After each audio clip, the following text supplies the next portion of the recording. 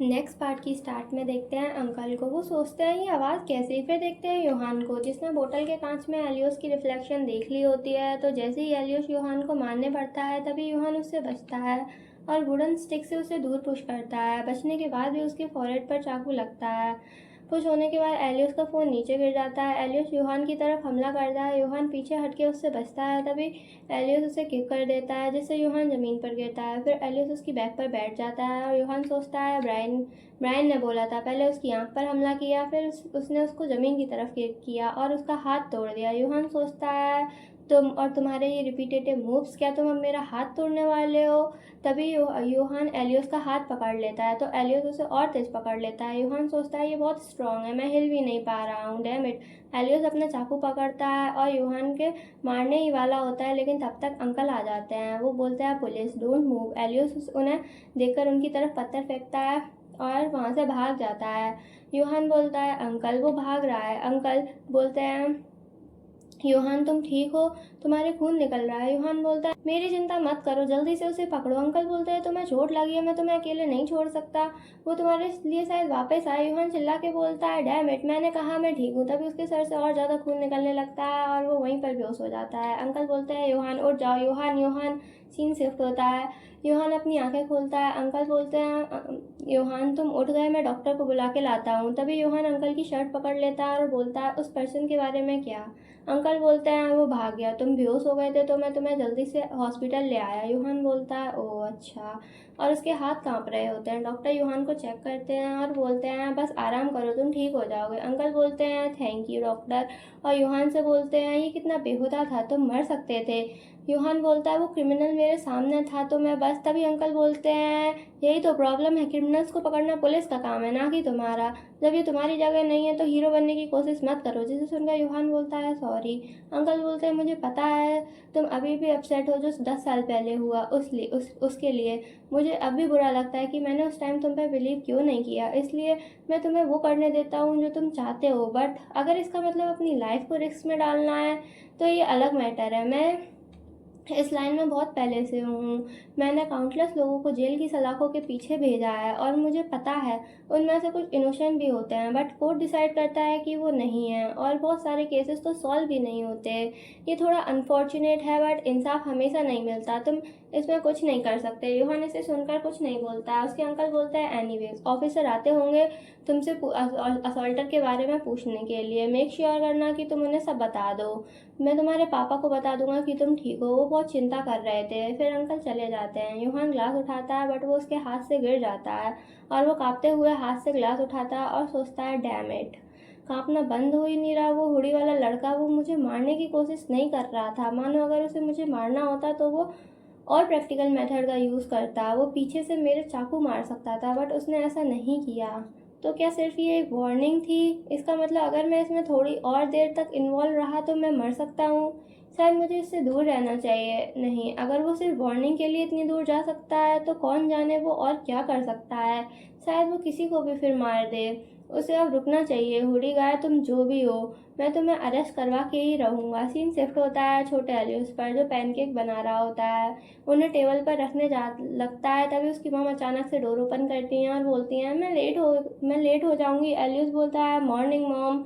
उसकी मॉम बोलती हैं ओह मॉर्निंग स्वीटी, वेट, तुमने मुझे उठाया क्यों नहीं? एलियस बोलता है मैं उठाने ही जा रहा था, आप थकी लग रही थी तो मैंने आपको देर तक सोने दिया। उसकी मॉम बोलती हैं बट मेरी 8 बजे मीटिंग है, मैं अब लेट हो जाऊंगी। एलियस बोलता है क्या ब्रेकफास्ट करने का भी टाइम नहीं है? उसकी मॉम बोलती है नहीं सॉरी, ये काफ़ी अच्छा स्मेल कर रहा है, मेरे पास टाइम नहीं है, और वहाँ से चली जाती हैं। उसकी मॉम रेडी होकर कॉल पर बात करती हैं आई एम सॉरी मैम, मैं अभी रास्ते में हूँ। एलियस बोलता है मॉम आप ऐसे ही जा रही हो? मॉम बोलती हैं हाँ क्यों? एलियस बोलता है आप अपना हैंडबैग तो भूल ही गई। मॉम बोलती हैं thank you so much Elias. Elias बोलता है आपने बोला था आपको उन पेपर्स की ज़रूरत है जो टेबल पर रखे हैं मीटिंग के लिए। उसकी मॉम बोलती हैं ओह क्रैप, तुमने सही बोला, उप्स, तुम मेरी तरह गाली मत देना ठीक है? एलियस बोलता है ओके मॉम।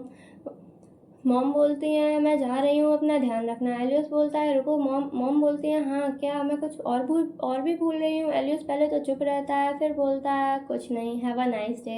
हमें एक फ़ोटो दिखाई जाती है, मे बी एलियस के फादर, आई डोंट नो इनकी डेथ हो चुकी है या डिवोर्स, बट ये साथ नहीं रहते हैं। फिर एलियस को देखते हैं जो अपना ब्रेकफास्ट करता है, फिर स्कूल के लिए निकल जाता है। रास्ते में वो एक बच्चे को देखता है जिसके पेरेंट्स उसके साथ होते हैं, बट फिर वो मुड़ जाता है, देखता है उसके शूलेसेस खुले हैं, वो उन्हें बांधने लगता है। तभी सामने से छोटी एमा आती है, वो उसे गुड मॉर्निंग विश करती है। फिर सीन शिफ्ट होता है बड़े एलियस और एमा पे। एलियस अपनी स्लीव्स को ऊपर करता है, उसे देखकर एमा बोलती है, एलियस तुम्हारे हाथ में क्या हुआ? एलियस देखता है उसको यूहान ने उसे वुडन स्टिक से मारा था और बोलता है क्रैप। ओह सॉरी, वो गलती से बोल दिया, मुझे नहीं लगा था ये निशान दिखेगा। इसके बारे में चिंता मत करो, मैं बस आज सुबह टेबल से टकरा गया था, बस इतना ही। एमा बोलती है, क्या ये दर्द कर रहा है? मुझे नहीं लगा था कि तुम भी इतने केयरलेस हो सकते हो। एलियस बोलता है, हे, मैं भी कभी कभी अपने अपने आसपास की चीज़ों पर ध्यान नहीं देता हूँ। मुझे मानना पड़ेगा कि इस बार चीज़ें मेरी सोच से आगे बढ़ चुकी हैं। इंटरेस्टिंग। जिसे सुन के एमा को कुछ समझ नहीं आता है। एलियस पूछता है, एनीवे, क्या तुम काम के बाद वॉक पर चलना चाहोगी? एमा बोलती है, वॉक? फिर देखते हैं वो दोनों एक जगह आए होते हैं। एमा बोलती है, वाह कितना प्रिटी है, मुझे बिलीव नहीं हो रहा है ये वही सेम लेक है जहाँ हम फर्स्ट टाइम आए थे। एलियस बोलता है, व्यू प्रिटी है ना, और भीड़ भी कम है, रात में चलो वहाँ चलते हैं। एलियस उसका हाथ पकड़ लेता है। एमा पूछती है, तुम्हें कोई चीज़ परेशान कर रही है? क्योंकि तुमने लास्ट टाइम बोला था ये जगह तुम्हें शांति देती है, तो क्या तुम्हारे माइंड में कुछ चल रहा है? एलियस बोलता है, तो तुम्हें याद है? एमा बोलती है, क्या कोई पर्टिकुलर रीज़न है लेक को लाइक करने का? तुमने बोला था तुम्हारा होम टाउन सी के पास है इसलिए, बट क्या दूसरा रीज़न भी है? एलियस बोलता है, पता नहीं क्यों, लेकिन मुझे लगता है कि एक जगह इतना सारा पानी जमा होने में कुछ खास बात है। जब मैं पानी की तरफ देखता हूँ और मैं पानी की छपछप की आवाज़ सुनता हूँ तो लगता है जैसे मेरी सारी बुरी और बेचैन कर देने वाली फीलिंग्स उसके साथ बह जा रही हैं। एमा बोलती है, अच्छा, और रेलिंग को पकड़ के नीचे देखने लगती है। तभी रेलिंग हिलने लगती है जिससे एमा डर जाती है और एलियस को हक कर लेती है, जिसकी वजह से वो दोनों ज़मीन पर गिर जाते हैं। एमा सोचती है, वो आवाज़ काफ़ी तेज़ थी, क्या मैंने उसे ज़्यादा तेज़ पुश कर दिया? क्या मैं ज़्यादा भारी हूँ? एमा बोलती है, आई एम सॉरी, क्या तुम ठीक हो? एलियस बोलता है, आउच, मेरा सर दुख रहा है। एमा बोलती है, आई एम सॉरी, अब मैं क्या करूँ? एलियस बोलता है, मुझे पता है, शायद तुम मुझे किस करो तो दर्द जा सकता है। जिसे सुनकर एमा ब्लैंक हो जाती है और शर्माते हुए बोलती है कि किस? एलियस बोलता है, छोड़ो, अगर किस नहीं तो हक से काम हो जाएगा, और एमा को हक कर लेता है। एमा ब्लश करते हुए अंदर ही अंदर चिल्ला रही होती है। एलियस बोलता है, थोड़ी देर के लिए ऐसे ही रहते हैं, मैं थोड़ा सैड और फ्रस्ट्रेटेड हूँ अभी, तो मुझे ऑक्सीटोसिन की ज़रूरत है। एमा सोचती है, ऑक्सी क्या? फिर बोलती है, तुम सैड हो? एलियस बोलता है, मैं लगभग फेल हो गया था, मैंने चीज़ें ख़राब कर दी, सो हाँ मैं थोड़ा सैड हूँ। एमा बोलती है, मैं नहीं चाहती कि तुम सैड रहो, अगर तुम सैड हो तो तुम मुझे बता सकते हो, मैं हमेशा तुम्हारी साइड रहूँगी। एलियस बोलता है, ठीक है, तो ये एक प्रॉमिस है, और एमा को और टाइट हक कर लेता है और बोलता है, जब तक तुम मेरी साइड हो तब तक सब ठीक है। सीन शिफ्ट होता है ऑफिसर्स पर। वो एमा से बोलते हैं, thank you for your cooperation, चिंता मत करो, हम बस कुछ चीज़ें पूछेंगे।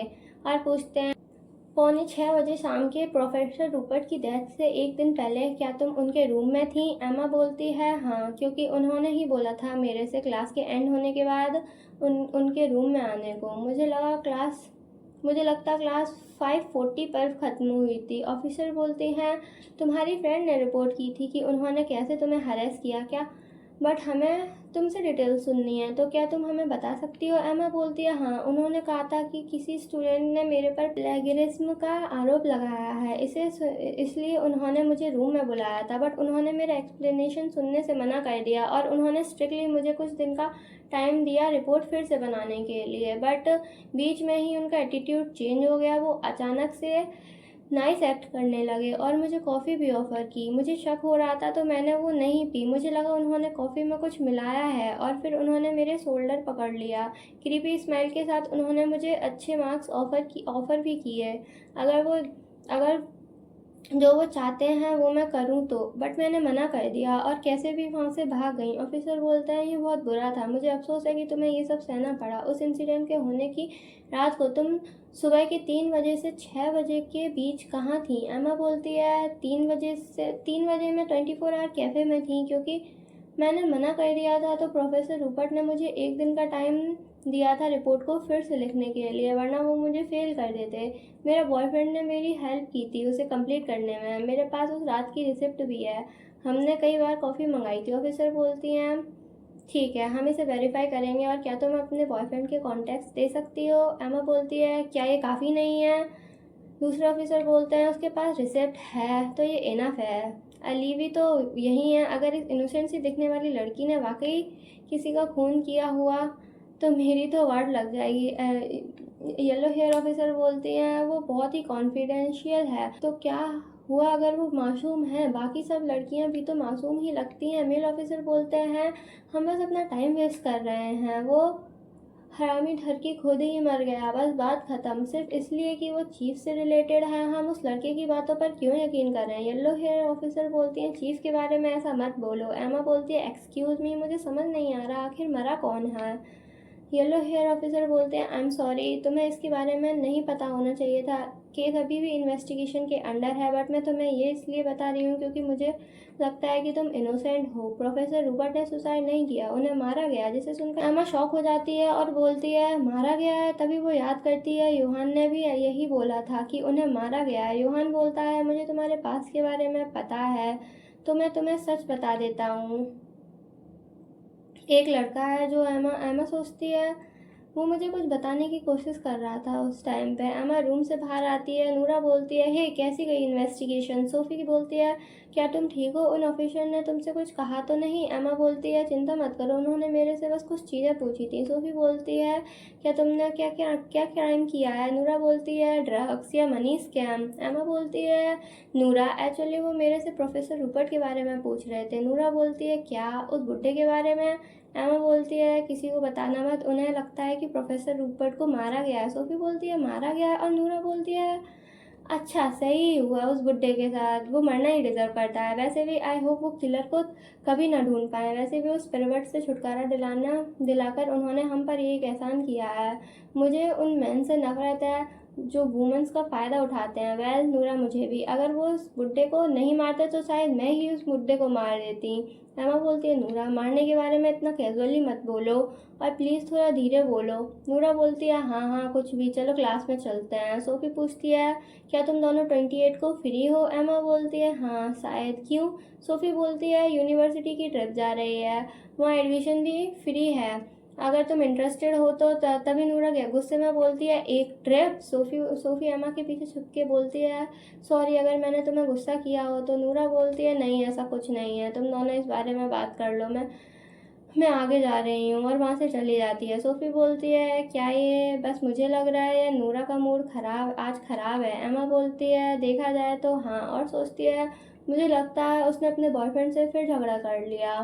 फिर देखते हैं लंच ब्रेक में नूरा को वो बोलती है हाँ, उसे गाली देती है और बोलती है उसने कहा था कि वो मुझे ट्रिप पे ले जाएगा बट उसने मेरे से पंगा लिया। एमा सोचती है मुझे लगा ही था तो इसकी वजह इसका बॉयफ्रेंड है। एक लड़का बोलता है मुझे ड्रिंक्स खरीदनी है। नूरा बोलती है अगर वो यहाँ होता तो मैं उसको किक करती।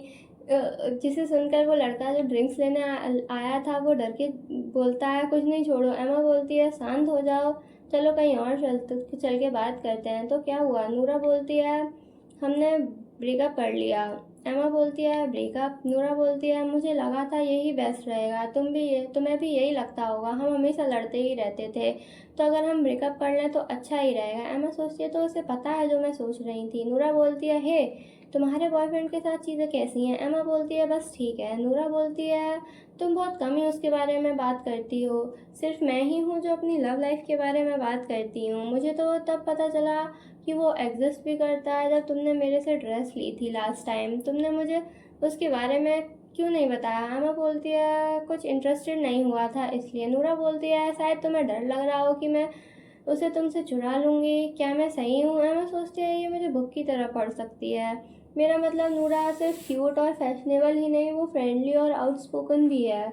मेरी बिल्कुल अपोजिट। मुझे नहीं पता एलियोस की टाइप क्या है, क्या पता अगर आखिर में उसने उसे मेरी जैसी लड़की को ही अपना लिया हो तो। नूरा बोलती है चिंता मत करो, मैं उसे तुमसे नहीं चुराऊंगी, मैं फ्रेंड्स के साथ ऐसा नहीं करती। वेट, अगर वो हैंडसम हुआ तो शायद मैं ऐसा कर सकती हूँ। एमा बोलती है नूरा नूरा बोलती है मेरा मतलब अगर वो तुम्हें पाने में कामयाब हो गया तो वो लगता है वो वाकई में कमाल का आदमी है, और इधर मेरा तो दिल ही टूट गया है। एमा बोलती है प्लीज़ इस बारे में मजाक मत करो। तभी एमा का फ़ोन रिंग करता है। वो कॉल पिक करके बोलती है हेलो सोफ़ी, क्या हुआ? सोफ़ी बोलती है क्या तुम अभी अभी भी नूरा से बात कर रही हो? एमा बोलती है हाँ, ब्रेक जल्दी ही ओवर होने वाला है तो हम क्लास में जाने ही वाले थे।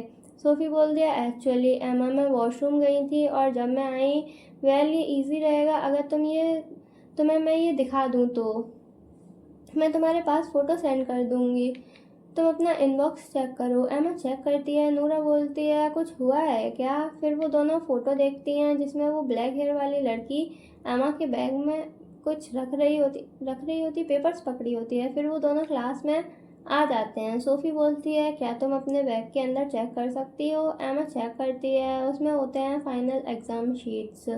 नूरा बोलती है होली शिट, फाइनल में बस 3 दिन बचे हैं, क्या ये असली है? मुझे देखने दो। एमा बोलती है नहीं, क्या हुआ, ये मेरे बैग में क्यों है? सोफ़ी बोलती है एक्चुअली ये क्लास के बीच में ब्रेक में हुआ था जब तुम नूरा को लेके बाहर चली गई थी और मेरे से बैग का ध्यान रखने को बोला था, बट मुझे टॉयलेट जाना पड़ा और जब मैं वापस आई तो मैंने देखा कि वो ब्लैक हेयर गर्ल तुम्हारे बैग में कुछ रख रही थी और मैंने उसकी फ़ोटो क्लिक कर ली, बट मैं म्यूट करना भूल गई तो उसे पता चल गया। वो ब्लैक हेयर गर्ल बोलती है हे, क्या तुमने अभी मेरी फ़ोटो ली? सोफ़ी सोचती है स्कैरी। तभी पीछे से और क्लासमेट्स आ जाते हैं तो वो ब्लैक हेयर गर्ल वहाँ से चली जाती है।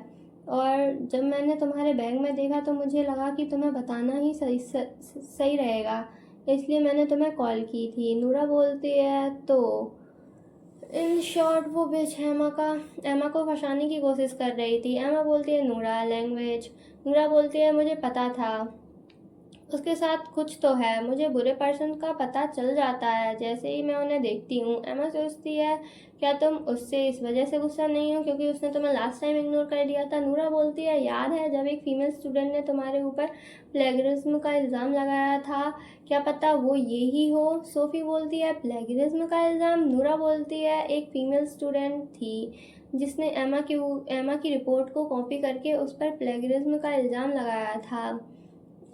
इसी रीज़न की वजह से प्रोफेसर रूपर्ट ने उसे अपने रूम में बुलाया था। सोफ़ी बोलती है ओह कितना टेरेबल है। हाँ इसकी पर्सनैलिटी है कि ये उसने ही किया हो, ये बस मेरा ओपिनियन है, बट अगर तुम लॉजिकली सोचोगी तो प्रोफेसर रूपर्ट अब मर चुके हैं तो तुम उनसे बच गई, तो ये नेचुरल है कि वो तुम्हें दोबारा फंसाने की कोशिश करें। नूरा बोलती है हाँ ऐसा हो सकता है, अब हमारे पास प्रूफ हैं तो अथॉरिटीज़ को रिपोर्ट करते हैं, फिर ये इस बार बच नहीं पाएगी। एमा सोचती है बट क्या ये सच में उसने किया भी है?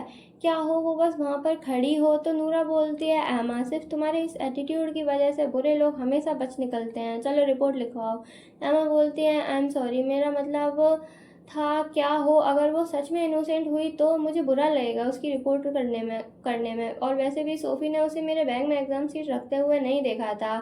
सोफ़ी बोलती है नहीं, एमा सही बोल रही है, ये कोई और भी हो सकता है, शायद मीका बस वहाँ पर खड़ी हो जब मैं वहाँ पहुँची, तो हमें अभी कुछ नहीं पता। नूरा बोलती है बट उसका एमा की सीट पर खड़ा होना वियर्ड है, मेरा मतलब अगर वो नहीं है तो कौन हो सकता है? सोफ़ी बोलती है आई एम सॉरी, अगर मैं उस टाइम क्लास छोड़ के नहीं जाती या मैं थोड़ी देर और पहले वापस आ जाती तो शायद ये मेरी ही गलती है। नूरा एमा से बोलती है देखा तुमने उसे अब गिल्टी फील करा रही हो, बस इसकी रिपोर्ट करो अथॉरिटीज से और आगे बढ़ के और आगे आगे वो हैंडल कर लेंगे, इसे जल्दी ख़त्म करो ताकि हम चिंता करना बंद कर दें, ओके? एमा बोलती है ठीक है। फिर क्लास के एंड होते ही बॉयज़ के ग्रुप का एक लड़का बोलता है हमें अब दूसरी क्लास में जाना है, बाद में मिलते हैं, बाद में मिलके फाइनल प्रेजेंटेशन के बारे में डिस्कस करेंगे। नूरा बोलती है ठीक है बाद में मिलते हैं। एमा देखती है मीका को जो प्रोफेसर से कुछ बात कर रही होती है, प्रोफेसर उसे कहीं ले जाते हैं। नूरा बोलती है ओह वो मीका है, मुझे पता है उसे ज़रूर प्रोफेसर ने बुलाया होगा, ये तो अच्छा हुआ उन्होंने तुरंत ही एक्शन लिया। हमें रिपोर्ट करने के बाद इस मैटर को उन पर छोड़ते हैं और नूरा और सोफ़ी वहाँ से चली जाती हैं। एमा बोलती है तुम्हें क्या लगता है उसके साथ क्या होगा? मेरा मतलब मीका से है। नूरा बोलती है, वेल सबसे बुरा देखा जाए तो उसे एक्सपेल कर दिया जाएगा, बट प्रोफेसर काइंड ने तो मुझे लगता है उसे ये सब्जेक्ट दोबारा रिपीट करना पड़ सकता है या उसे फाइनल एग्ज़ाम देने नहीं दिया जाएगा। तुम्हें गिल्टी फील हो रहा है उसे रिपोर्ट करने से, है ना? मत करो, क्योंकि ये हमारी गलती नहीं है। हमने बस वही किया जो दूसरे स्टूडेंट्स भी करते हैं। हमने सही किया है। ओके, एमा बोलती है ओके और सोचती है, और उसके बाद हमने मीका को दूसरी क्लास में भी नहीं देखा। मुझे पता है हमने सही करा, बट सीन शिफ्ट होता है। एलियस बोलता है, तो तुम उस गिल्टी फीलिंग से पीछे नहीं छुड़ा पा रही हो, क्योंकि तुम्हें ये याद दिलाता है जब तुम पे प्लेगरिज्म का इल्ज़ाम लगा था। एमा बोलती है, हाँ, कि किसी कोने में ढकेल दिए जाने का एहसास बहुत डरावना होता है। मैं बस ये सोच रही थी कि हमने उससे पहले पूछ क्यों नहीं लिया।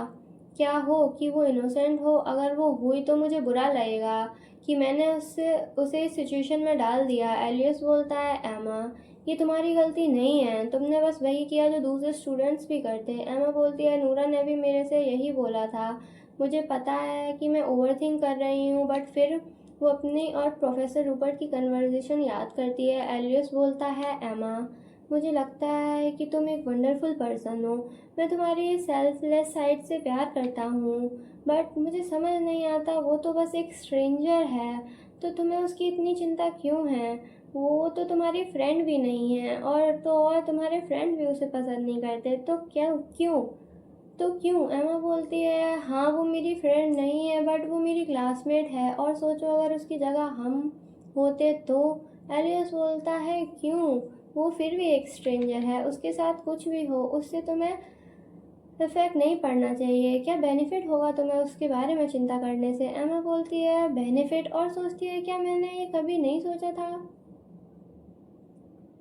कि वो ऐसा कुछ बोल सकता है। एमा बोलती है, ऐसा नहीं है, और ये भी सच है कि मुझे उससे कुछ नहीं मिलेगा, बट वो भी एक इंसान है, उसके ऊपर दया करना नेचुरल है। और सोचती है, मैं उससे बहस नहीं करना चाहती, बट एलियस बोलता है, शायद मैंने अपने वर्ड्स को अच्छे से नहीं बोला। मैं सिर्फ तुमसे ये कहना चाहता हूँ कि तुम बस उनकी केयर करो जो तुम्हारे लिए वैल्यू रखते हैं। जो लोग तुम्हारी पहुंच से बाहर हैं उनकी फिक्र करके खुद को थकाओ मत। एमा बोलती है, वैल्यू। एलियस बोलता है, क्या ये ऐसा नहीं है जैसे किसी चीज़ की ज़्यादा वैल्यू है तो हम उस पर ज़्यादा खर्च करते हैं? एमा बोलती है, तुम्हारा वैल्यू से क्या मतलब है? एलियस बोलता है, देखो, जैसे एक स्ट्रे डॉग, उसका ओनर कोई नहीं है, उसके साथ कुछ भी हो किसी को कोई फ़र्क नहीं पड़ता, उसकी मौजूदगी किसी के लिए भी कोई मायने नहीं रखती। अगर तुम मुझसे पूछोगी तो